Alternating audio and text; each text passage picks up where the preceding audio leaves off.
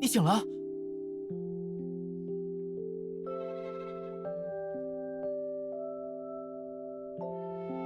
感觉怎么样？哪里不舒服？我去给你叫医生来。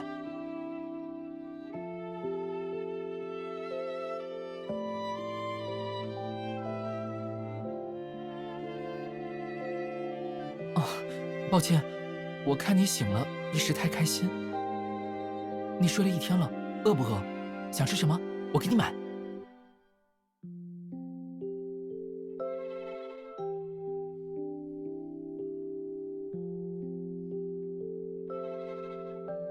傻瓜，你别担心这些了，我这点事算不了什么，你才是病人。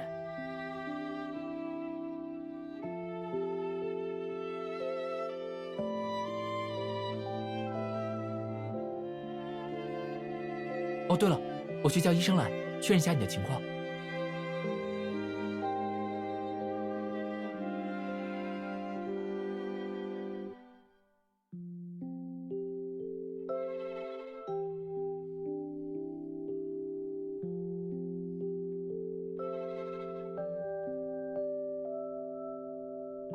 是案子的事吧？你放心，季小雨、李警官还有其他人都很平安。宋恒也被警方抓住了，目前正在对他进行问讯。是啊，虽然他的溺水程度比你严重，但也没有大碍，手上的伤也在治疗中。他比你醒的还要早一些，几小时前护士带他做检查时，他还来这里看过你。好啊。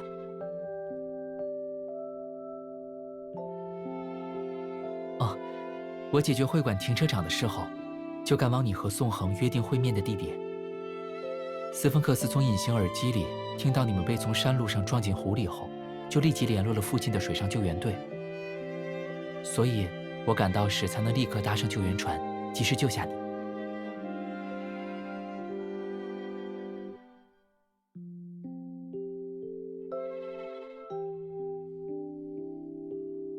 这个嘛，我给他打个电话问问好了，我想他应该会愿意的。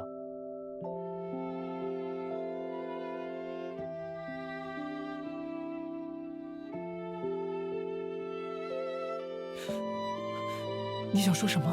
哪里难受？我能帮你做什么？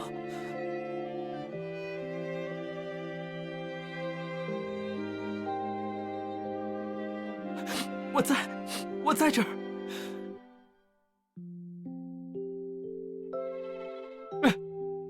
别说这些话，别在这种时候说这种话。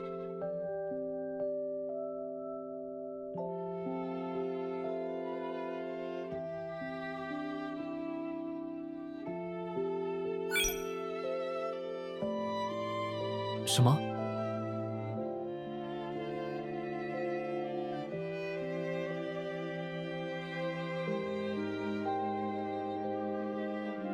那个，我其实……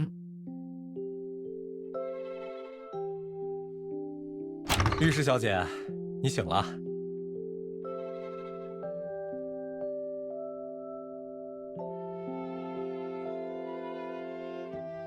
我赢了，小雪，今天的午饭你请。哼，要是查房时间再晚10分钟，恐怕就是我赢了。不好意思，我知道我们来的不巧，不过查房时间是有规定的，我也没办法。放心，我们就问几个问题，马上就走。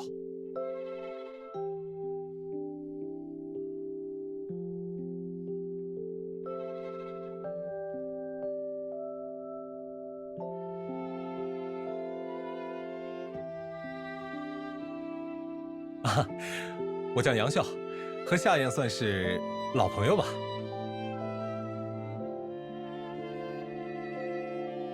这都怪他，从来不提起我这个朋友啊。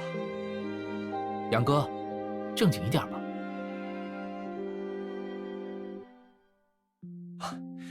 我和夏燕是在他的古物店认识的，我爱人很喜欢淘古物，所以我经常去他那儿买东西。然后呢，就慢慢熟起来了。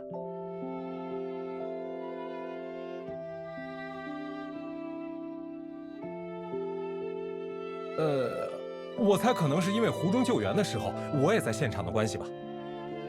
和夏燕一起救援，把纪晓雨拉上船的就是我。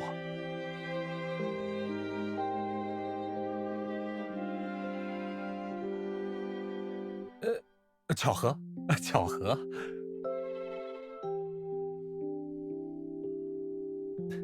对了，听说小姐你是为了救人，正面面对犯罪分子才会掉进湖里的。那时的情况肯定很凶险吧？你男朋友送你过来时，整个人都失魂落魄的。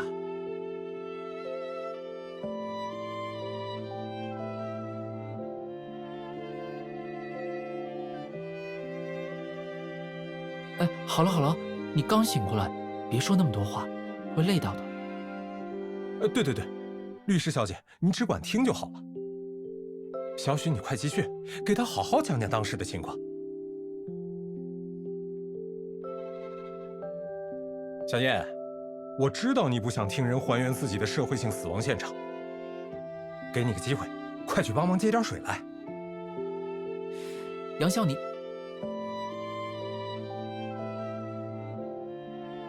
律师小姐，肯定想知道当时的事吧？一看你的表情就是很想知道。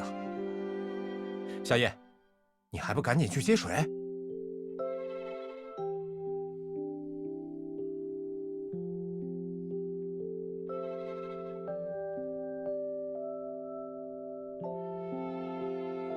家属在哪儿？我就是。急救中可能需要进行一些抢救措施，请你签字。你和患者是什么关系？夫妻还是兄妹？我们没有法定关系。抱歉，那你没有签字权。麻烦你打电话通知他的其他亲属。小许，情况紧急，先急救吧。过了2个多小时，我从急救室出来的时候，他还一直呆坐在门口。我们把你推回病床时啊，他也是一步不离地守在你床边。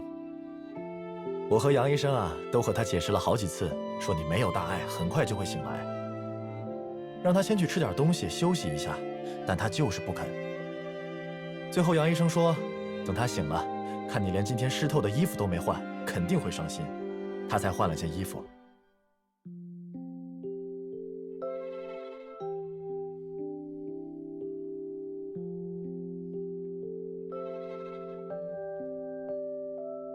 所以啊，刚刚我和杨医生还打赌，猜你苏醒的时候他会做什么。杨医生说你男朋友不争气，最多就是拉拉手，可我觉得年轻人嘛。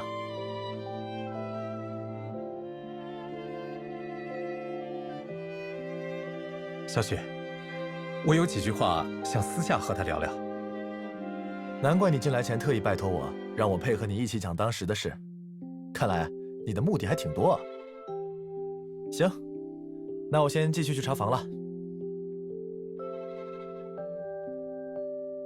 抱歉，特意用这种手段和你单独谈话。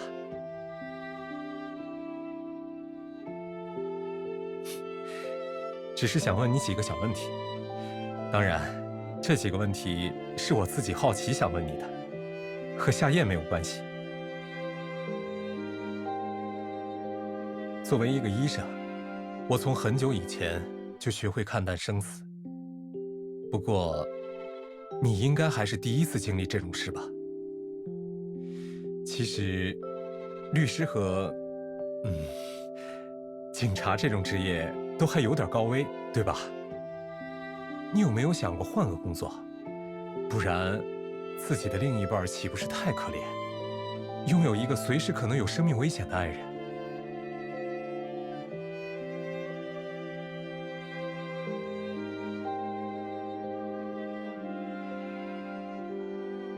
我并没有你说的那么好。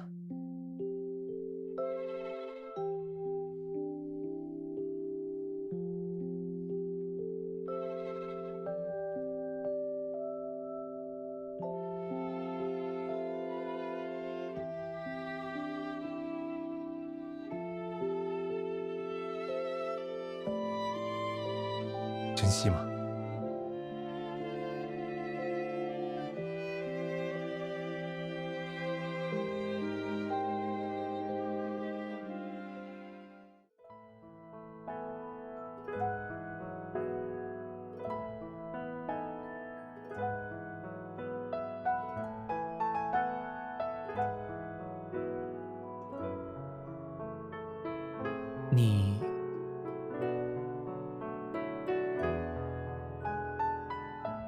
你比我要勇敢多了。